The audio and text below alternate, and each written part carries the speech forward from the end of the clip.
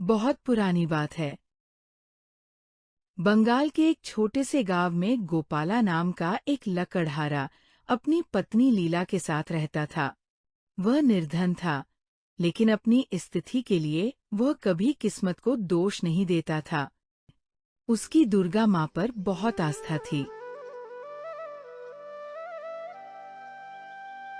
गोपाला का मानना था कि उसकी हर मुश्किल में माँ दुर्गा ही उसकी रक्षा करती है। गोपाला का सबसे बड़ा सपना था कि वह एक बार अपने हाथों से जंगल से लाई हुई बेलपत्री और शुद्ध लाल गुड़हल के फूल माता के चरणों में अर्पित करे।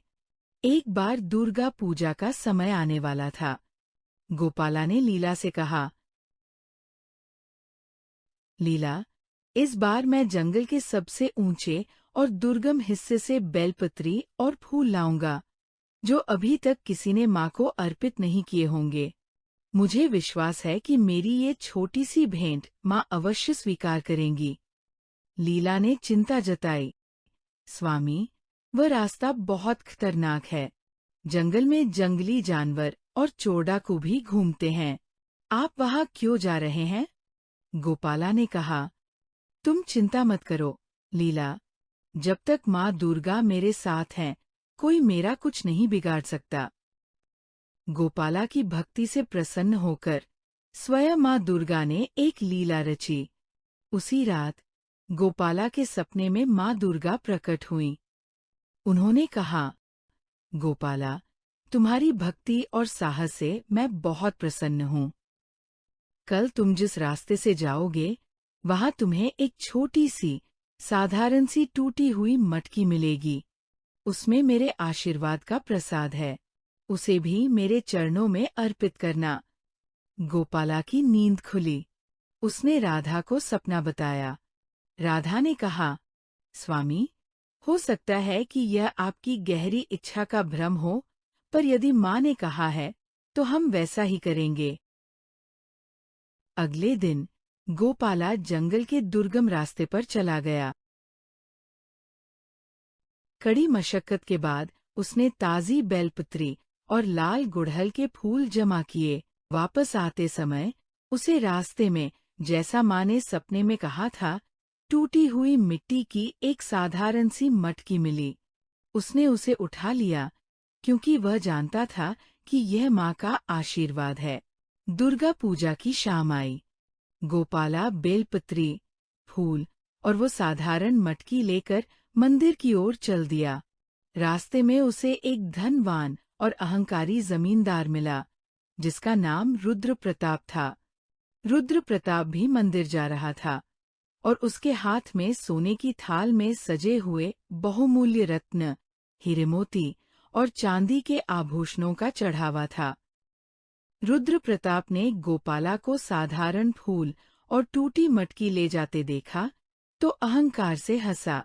उसने कहा, अरे लकड़हारे, तू इस मामूली भेंट को लेकर कहाँ जा रहा है? क्या तुझे लगता है कि माँ जगदम्बा तेरा ये तुच्छ प्रसाद स्वीकार करेंगी? देख, मैं बहुमूल्य आभूषण लेकर जा रहा हूँ। मेरे चढ़ावे के सामने तेरा ये चढ़ावा क्या चीज है? गोपाला दुखी हुआ, पर शांत रहा। उसने कहा, सेठ जी, चढ़ावे की कीमत से नहीं, बल्कि भाव से होती है। मेरी माँ मेरे भाव को देखेंगी। रुद्र प्रताप ने उपहास किया, जा जा, सपना देखना बंद कर।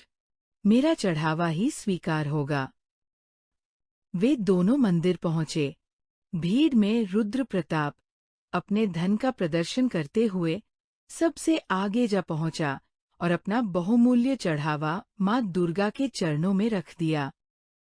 गोपाला ने दूर से ही, सच्चे हृदय से अपनी बेलपत्री, फूल और वो टूटी हुई मटकी माता के चरणों में अर्पित किए और आंखें बंद करके प्रार्थना करने लगा।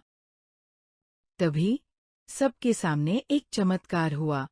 माँ दुर्गा की प्रतिमा से एक जोरदार बिजली जैसी रोशनी निकली और उसने रुद्र प्रताप के सारे बहुमूल्य आभूषणों को भस्म कर दिया।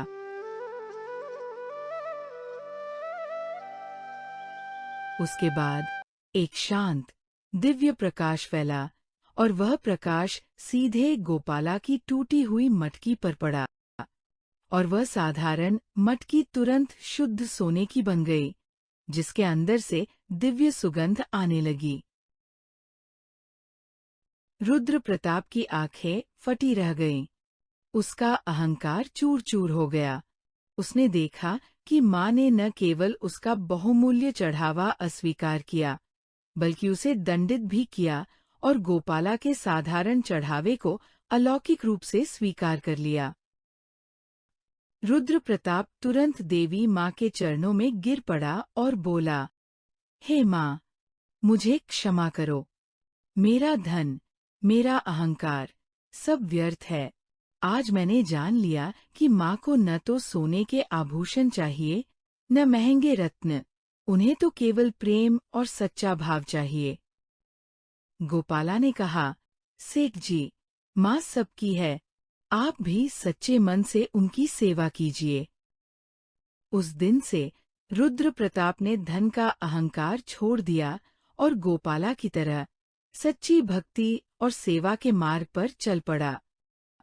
सीख: ये कहानी हमें सिखाती है कि देवी माँ को बाहरी दिखावा, धन या अहंकार नहीं, बल्कि हृदय का सच्चा प्रेम, सरल भाव और निस्वार्थ भक्ति ही प्रिय है।